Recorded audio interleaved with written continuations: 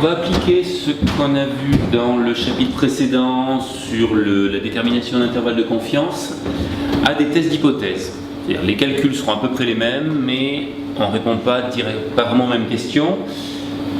Les questions traitées dans le chapitre précédent, c'était déterminer un intervalle de confiance 95% pour la valeur de telle ou telle caractéristique mesurée. Donc à partir d'un échantillon, déterminer la valeur théorique à laquelle on n'a pas accès directement. La manière dont on va présenter le même genre de calcul aujourd'hui, c'est de répondre à des affirmations de ce type-là, c'est-à-dire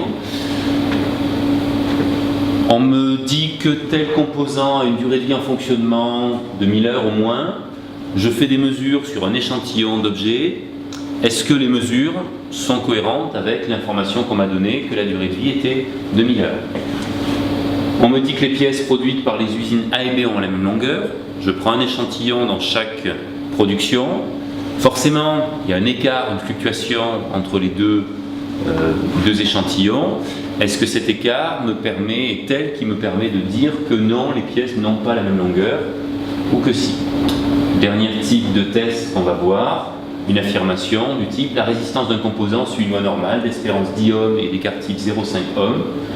Je prends 10 composants ou 50 composants, je mesure leur résistance et j'essaie de voir si les valeurs que j'obtiens sont cohérentes ou pas, sont compatibles ou pas avec le fait que l'espérance soit en moyenne de 10 ohms avec un écart type donné. Donc le principe très général du test d'hypothèse est le suivant. On fixe d'abord une hypothèse, qu'on appelle hypothèse nulle, celle qu'on veut tester. Au notage 0, on l'appelle l'hypothèse nulle, c'est l'hypothèse qu'on veut tester. On se fixe un risque de première espèce, c'est le risque donc on fixe de rejeter l'hypothèse alors qu'elle est vraie. On détermine ensuite un intervalle de confiance au risque alpha qu'on a fixé précédemment pour la valeur de l'échantillon en supposant que l'hypothèse initiale soit vraie. Et enfin, on regarde si la valeur qu'on a mesurée sur notre échantillon est dans cet intervalle ou pas. Le principe, c'est de dire que si l'hypothèse est vraie, avec les raisonnements d'échantillonnage qu'on a vus au tout début du chapitre précédent, si je prends par exemple un risque de 5%, dans 95% des cas, la valeur moyenne mesurée sur un échantillon devrait être dans tel intervalle. Si l'hypothèse est vraie, dans 95% des cas, j'ai une valeur moyenne dans tel intervalle. Ma mesure, mon échantillon me donne une valeur moyenne dans cet intervalle, très bien, j'ai pas de raison de rejeter l'hypothèse.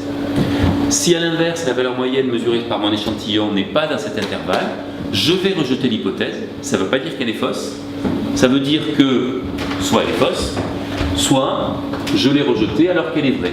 Mais je la rejette alors qu'elle est vraie que dans 5% des cas. Pour prendre un exemple très simple, qui ne sera pas un exemple qu'on traitera ensuite, mais qui est peut-être parlant, je joue à pile ou face avec un ami, et c'est lui qui fournit la pièce. Et puis il joue, et 10 fois de suite, il fait pile. Si je fais des probabilités, je me dis que ce résultat, il est possible. Il est peu probable, mais il est possible. Et voilà.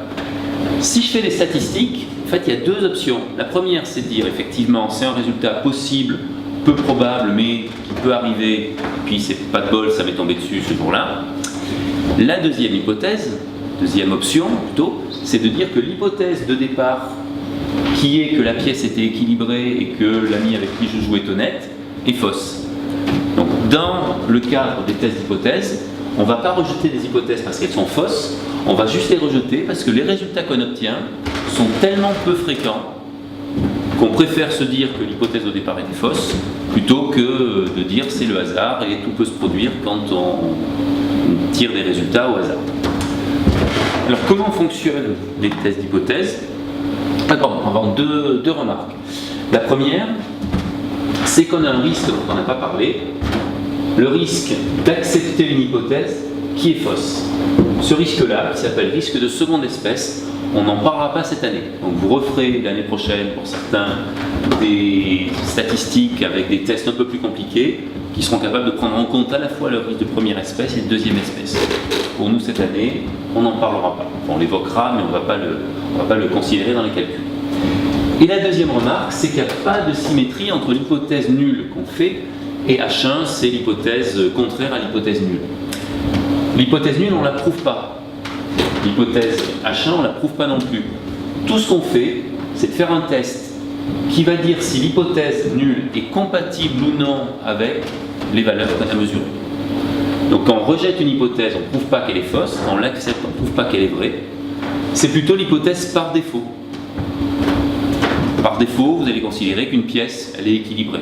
Et puis il n'y a que s'il y a des résultats vraiment un peu étranges que vous finirez par la rejeter. Par principe, quand le fabricant vous donne des caractéristiques d'un composant, vous avez tendance à le croire. Il n'y a que si vous faites vraiment beaucoup de mesures où vos valeurs ne collent pas avec ce qui vous prétend vous avoir vendu, que vous allez éventuellement vous mettre à considérer que son hypothèse peut être fausse. Donc l'hypothèse nulle, l'hypothèse H0, c'est une hypothèse, en quelque sorte, qu'on n'a pas envie de rejeter. On a plutôt envie de l'accepter, et il n'y a que si les résultats sont trop exceptionnels qu'on la rejette. Alors comment on procède pour faire un test? Je vais commencer par le test le plus simple, ce que j'appelle le test bilatéral de la moyenne.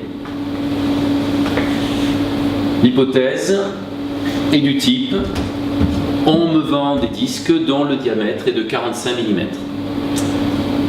On va reprendre les valeurs qu'on avait utilisées déjà dans les exemples précédents. Donc, on a un échantillon de 300 disques pour lesquels on mesure un diamètre moyen à 44,73 mm et un écart-type à 1,296 mm.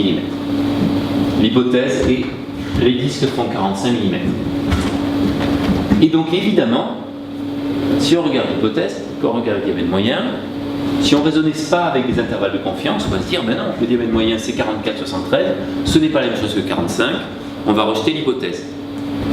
Mais on va justement prendre en compte les intervalles de confiance pour permettre aux valeurs de fluctuer légèrement autour de la valeur théorique dont on fait l'hypothèse. Donc, on a fixé un risque. Pardon, on a fixé une hypothèse. Les disques font 45 mm. On fixe un risque. Le choix du risque est pour vous arbitraire. Ça sera dans l'énoncé, vous n'aurez pas à réfléchir dessus, sauf éventuellement en TD une fois ou deux. Donc, fixer une hypothèse ou fixer un risque. Si l'hypothèse est vraie, alors quel est l'intervalle de confiance qui contient 95% des diamètres moyens sur des échantillons de taille 300? C'est l'intervalle centré sur la valeur moyenne 45 dont on a fait l'hypothèse. Attention, j'insiste bien qu'on centre sur la valeur qui apparaît dans l'hypothèse, pas sur la valeur donnée par l'échantillon. On va avoir un écart-type qui lui va être fourni grâce à l'échantillon. Sur l'échantillon, on a un écart-type mesuré de 1,296. Un échantillon de taille 300, donc on divise par racine de 300. 300 étant un grand nombre, on peut utiliser une valeur de t associée au risque 5% fournie par la table de la loi normale. Donc un intervalle de confiance 95% pour la loi normale. On a un écart de 1,96 en plus ou en moins fois l'écart type par rapport à l'espérance. On obtient cet intervalle de confiance là. Qu'est-ce qu'on vient de faire là ici? On vient de dire que si on a une hypothèse vraie que les disques font 45 mm, alors dans 95% des cas, sur un échantillon de taille 300, on doit trouver un diamètre moyen là-dedans. Et maintenant, on regarde la valeur qu'on a sur notre échantillon. Elle est plus petite que ça, elle n'est pas dans cet intervalle. Donc dans 95% des cas, si l'hypothèse est vraie, on devrait avoir une valeur dans cet intervalle. Ce n'est pas le cas, donc on rejette l'hypothèse. C'est le principe du test d'hypothèse. Encore une fois, on n'a pas prouvé qu'elle est fausse, on l'a rejetée, on l'a refusée. Et on prend quand même un risque 5% de l'avoir refusée alors qu'elle était vraie, de la refuser à tort alors qu'elle était vraie. Il se peut très bien que le fabricant ait bien vendu des disques qui en moyenne font 45 mm, dans sa production des disques qui font en moyenne 45 mm, mais le hasard dans la fabrication, dans le choix du lot de pièces qu'il m'a vendu, des 300 pièces qu'il m'a vendues, a fait que, même si son hypothèse de départ, sa production était réglée sur 45 mm, le hasard a fait que dans mon échantillon, j'ai eu plutôt plus de pièces plus petites que la valeur moyenne, que de pièces plus grandes que la valeur moyenne. Donc c'est une autre possibilité. Moi j'ai refusé l'hypothèse, je vais renvoyer les pièces au fabricant, je vais lui demander de me rembourser, mais peut-être qu'en fait, l'hypothèse était vraie, et c'est juste le hasard qui aurait fait que j'ai cet échantillon-là. Le même principe, on va l'appliquer pour un test unilatéral de la moyenne. C'est la situation où l'intervalle de confiance, il n'est pas borné des deux côtés, mais que d'un côté. Typiquement, comment vous ferez la différence dans les énoncés quand on parlera de durée de vie, c'est à comprendre comme il faut faire un test unilatéral. Pour les autres situations, ça pourrait être demandé explicitement, et si on ne le dit pas, c'est un test bilatéral. Donc là, c'est clair que si le fabricant vous annonce mes composants, ils auront une durée de vie en fonctionnement d'au moins 1000 heures, et que vous constatez qu'ils ont une durée de vie en fonctionnement de 1500 heures, vous n'allez pas leur envoyer en disant non, ça ne va pas, vous m'avez menti. Donc là, on s'intéresse qu'à la situation où la durée de vie moyenne des composants qu'on vous a vendus soit plus petite que les 1000 heures annoncées. Et donc justement, je prends un échantillon pour lequel la durée de vie moyenne c'est 898 heures avec un écart type S estimé de 15,15 heures. L'hypothèse de départ c'était la durée de vie moyenne dépasse 1000 heures. Le risque que je fixe, encore une fois arbitrairement, est à 1%. Si l'hypothèse est vraie, la probabilité que la durée de vie moyenne dépasse la valeur annoncée par le fabricant moins TS sur racine de 50, si on veut que ça fasse 99%, il faut résoudre l'équation f de t égale 99%. Pas 2f de t moins 1, ce qui correspond aux situations d'un intervalle bilatéral, un intervalle borné des deux côtés, mais f de t égale 99%. Vous prenez la table de la loi normale, ça correspond à t égale 2,33. Donc dans 99% des cas, si l'hypothèse est vraie, la valeur moyenne mesurée sur un échantillon sera dans un intervalle de la forme 1000 heures moins 2,33 fois l'écart type sur racine de 50 jusqu'à plus l'infini. Donc l'intervalle calculé, c'est 995 plus l'infini. Sur votre échantillon, vous avez 998 heures de durée de vie moyenne. C'est dans cet intervalle. Il n'y a pas de raison de refuser l'hypothèse. Si l'hypothèse est vraie, il y aura des échantillons pour lesquels les durées de vie soient un peu plus petites, d'autres un peu plus grandes. Et là, c'est pas assez éloigné de 1000. C'est plus petit que 1000, mais très proche de 1000, assez proche de 1000, pour qu'on ne refuse pas l'hypothèse. La limite justement de ce qu'on appelle proche ou pas proche, c'est cette valeur 995 qu'on vient de déterminer, qui dépend d'un risque qui vous est fixé dans l'énoncé ou qui vous sera fixé dans une table, dans une norme, si vous travaillez en entreprise et que vous avez justement une norme à suivre. Ce n'est pas à vous, en tant que technicien qui fait les mesures, de fixer cette règle a priori. Et ce n'est pas à vous, en tant qu'étudiant à l'IUT, de la fixer, c'est l'énoncé qui le fait. Troisième situation, le test de comparaison de moyenne. J'ai deux populations et je veux savoir si elles ont les mêmes caractéristiques.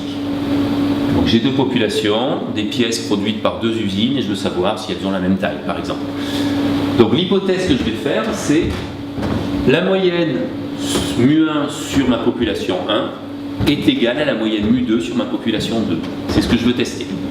Comment je peux tester ça? En prenant un échantillon dans chaque population. Et forcément, les échantillons étant pris au hasard, il y aura des petites fluctuations autour de la valeur mu1, autour de la valeur mu2. Donc j'ai aucune chance que les valeurs moyennes données par chacun des échantillons soient exactement égales, même si l'hypothèse est vraie. Ce dont je vais m'assurer, c'est qu'elles ne soient pas trop différentes. Pour ça, je vous donne la règle sans démonstration. Quand vous avez des échantillons, donc d'effectifs N1, N2, sur lesquels vous mesurez des valeurs moyennes x1 bar, x2 bar, des écarts types estimés S1, S2. Faites l'hypothèse que mu1 égale mu2, alors, théorème admis, la différence entre les valeurs moyennes divisée par une sorte de moyenne quadratique faisant intervenir les variances divisées par N1, les variances divisées par N2, doit suivre une loi normale de paramètre 0,1. Ça, c'est vrai si les effectifs sont assez grands. On ne fixe pas de limite, mais on va dire quelques dizaines ou quelques centaines pour N1, N2. Donc si l'hypothèse est vraie, alors c'est logique, la valeur moyenne mesurée sur le premier échantillon, la valeur moyenne mesurée sur le deuxième échantillon doit être proche de 0. Si les populations sont les mêmes, vous allez trouver à peu près les mêmes valeurs moyennes sur les deux échantillons, donc l'écart est proche de 0. Ce théorème permet de fixer ce que veut dire précisément proche de 0. Je vais expliquer la formule un peu plus clairement sur un exemple. J'ai donc une usine qui fabrique des pièces dont la durée de vie, c'est 1025 heures d'un côté, 1070 heures de l'autre, sur 2 échantillons de respectivement de 40 pièces et 40 pièces, avec des écarts types qui sont aussi légèrement différents. Si l'hypothèse que les valeurs moyennes au départ sont les mêmes, pour la population 1, pour la population 2, je vais en fait essayer de savoir si l'écart entre 1025 et 1070 est un écart important ou pas. Ce que me dit l'énoncé, c'est que j'ai 95% de chance, si je prends un échantillon de taille 40 dans chacune des 2 populations, que la différence entre les durées de vie moyennes soit comprise dans un intervalle centré sur 0 et dont l'écart type, il y a de cette formule, sera racine de S1 carré sur N1 plus S2 carré sur N2, donc dans l'intervalle, ça me fait plus ou moins 1,96 fois cette valeur d'écart type. Si on fait le calcul avec les valeurs données plus haut, on obtient un intervalle de la forme moins 57,1 plus 57,1. La différence entre les 2 durées de vie moyennes dans les 2 échantillons est de 45 heures. Elle est dans l'intervalle, donc la différence n'est pas significative. Il n'y a pas de raison de rejeter l'hypothèse. Si je fais l'hypothèse que les populations sont les mêmes, dans 95% des cas, sur 2 échantillons, je devrais avoir un écart de durée de vie moyenne qui ne dépasse pas 57. Il est de 45. Pas de raison de rejeter l'hypothèse. Peut-être qu'elle est fausse, l'hypothèse. Peut-être qu'en fait la durée de vie moyenne sur la première population c'est 1030 heures, sur la deuxième c'est 1050 par exemple, donc il y a une différence. Mais c'est une autre hypothèse que j'aurais rejetée aussi. Quand je disais tout à l'heure que l'hypothèse H0 on ne la prouve pas, voilà, c'est une hypothèse qu'on va rejeter si vraiment on a des valeurs qui s'en écartent, sinon on l'accepte, mais il y a des tas d'autres hypothèses qu'on aurait acceptées aussi. On ne fait pas des démonstrations, on dit juste qu'on n'a pas assez d'éléments ici pour dire qu'il y a des différences significatives entre les 2 populations.